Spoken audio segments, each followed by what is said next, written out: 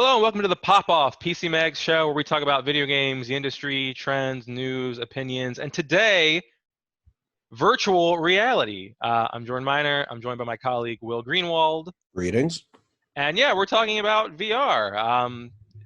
What's the newest in what's going on with Oculus and Facebook, new hardware, some cool pivots, some cool games. Stuff I don't even know about stuff. So Will, please enlighten us. What's the latest in VR? Well, the latest is this. It is the Oculus Quest 2. It's a standalone VR headset, $300, uses a Qualcomm Snapdragon XR2, which is basically a 865 mobile processor. It comes with two motion controllers, gives you 6 degrees of freedom motion tracking, and it's pretty cool. Cool. So you reviewed this for Mag, right? Yep, it is. We can point out the scores. I believe 4.5 stars, editor's choice. It is currently the best VR headset we've looked at so far that I can freely recommend without any caveats. Why do you feel that way? Some quick bullet points. Uh, Punches. a big thing that really hit me with the first Quest was just standalone VR is so much easier to use and more convenient than tethered VR when you'd have like the Rift or the HTC Vive or the Valve Index, where you have a big cable going from your headset to your computer. Dealing with that cable is a huge pain, and you also need that extra electronics. It costs more. It's just a big pain. But with the Quest and the Quest 2, and there are a couple others, but they're rare and hard to find and like enterprise only, just different ones. But just having standalone, being able to have that experience just all in your head without any wires, just you have it on, you start playing, that's it, is so immersive and convenient and more enjoyable than needing to set up all this mishigas with a cable and your computer and your headset or your PS4 and your headset. And that's just one of the biggest draws there. But on top of that, this is $100 less than the previous Quest, that's really impressive because around $400 was about the price of what VR headsets would be. But now $300 and it's way more powerful than the previous one, and you can do a whole lot with it. Yeah, this seems like what you would actually want from a VR headset if you're like a regular person. Yep. And so they finally gotten there. It is, and in the process, they have. I'm not going to say that they have killed the Oculus Rift headset because they're still talking about Rift as a platform, but that's exactly what it is, just a platform.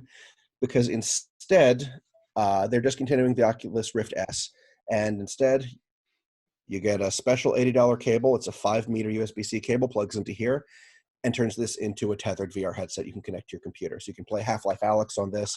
You can play, Beat Saber with modded songs in, which I've tried to do on the Quest itself, and it is really hard to get going. It's just ways to use PC. And you have all that power there if you want to use that extra accessory cable. So you have both tethered and standalone, which is really appealing. But just the fact that Facebook has basically stopped making a non-standalone, a tethered VR headset, when this whole VR craze started with the first Rift, is pretty amazing, and it sort of shows where VR might be going in the future. Yeah, I kind of want to talk about that pivot in a little bit, but just first, so you kind of have the best of both worlds. That if you want, you can access that power if you want, and if you don't, you can be totally free. But even just on its own, like it is more powerful, right? Like what are the kind of games you can play on it just on its own? It is significantly more powerful because it has a Snapdragon 865. That's the same chip you'll find in, I think, the Samsung Galaxy S20 and pretty much any flagship cell phone at this point. And it means you can play Beat Saber, Tetris Effect, Super Hot VR. All these are just bangers of games that if I was going to say that there is must-play VR, it's those games. Res Infinite, which, okay, it's the version of like a PS2 game, and it was put out on the PlayStation VR as well, but it's also a really good experience to play. Also, I mean, it's tethered on PSVR, so you're still getting something, yeah. Standalone, although actually the Oculus Go, I believe, had a version of Res Infinite 2, which was very weird. Okay. The Oculus Go was $200. It was a standalone headset, but it was only 3 degrees of freedom. So it could tell where you were facing, but not the position, which is what 6 does, and which was what actually makes this so immersive. It's what so they've solved that for work. this. Yeah. So so this is just, there's no more like kind of, like second class, like there's like a kind of a second class nature to it. No, there's no compromise. The only real compromise is comparing the power you get from the chipset to what you'd get if it was tethered. But since tethered is an option, that isn't really an issue anymore. Mm-hmm. Right. So yeah, I agree. I feel like Facebook is very much trying to say like this is like actually what we're going to be doing with these headsets from now on. Yep. Yeah. So they're getting rid of the Rift, correct? Yeah, the Rift S is their last tethered headset, and they're just not going to be doing that anymore. They're Okay. focusing entirely on the Quest 2. Okay.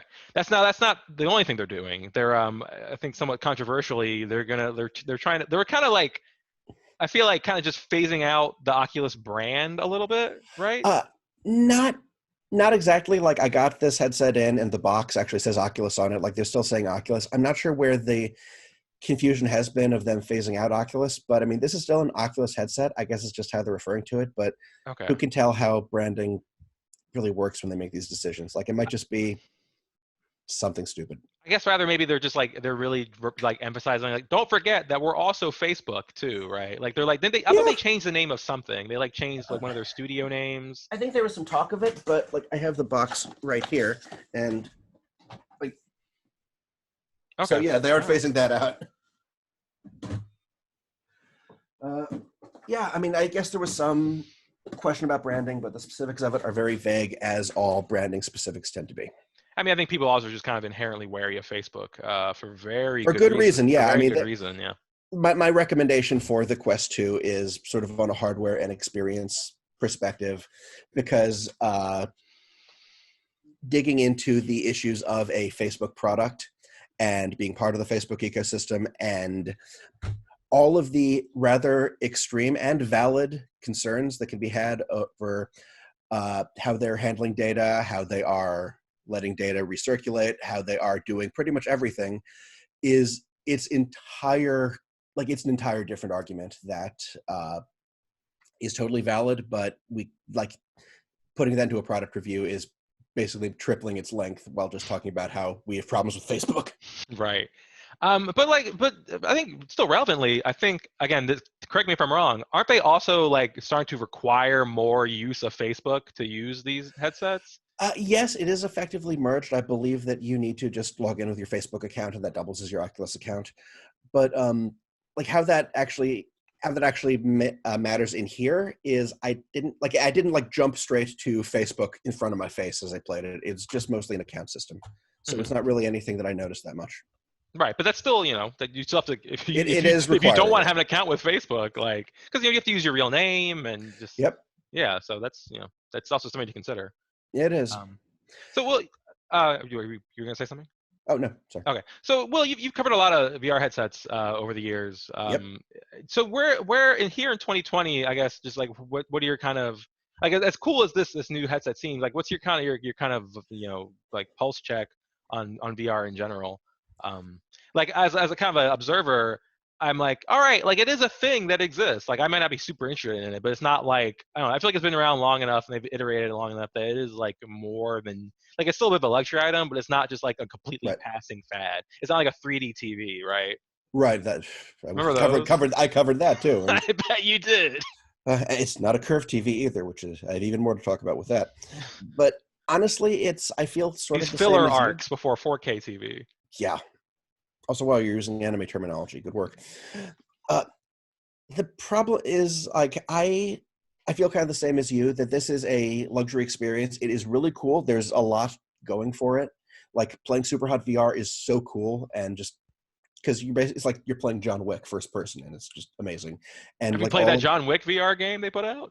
they made a VR game. I They made a just John Wick VR game, yeah. Oh wow, I haven't tried It's that pretty yet. neat, yeah. I remember the strategy game, Oh yeah, yeah. but the point is like there are several, like if you have VR you must try this stuff, but there isn't a reason to get VR specifically like you must have this as part of your life and what you work with. Like it is a really cool thing to have, but it's not like a computer or a phone or a TV. It isn't quite that level of necessary. And there's still the issue that you need to put something on top of your head and sort of like fumble around in the dark, metaphorically. And that's it's a bit off-putting. I think the lower price for the Quest 2 is going to make it a lot more appealing because, again, 300 is like super low.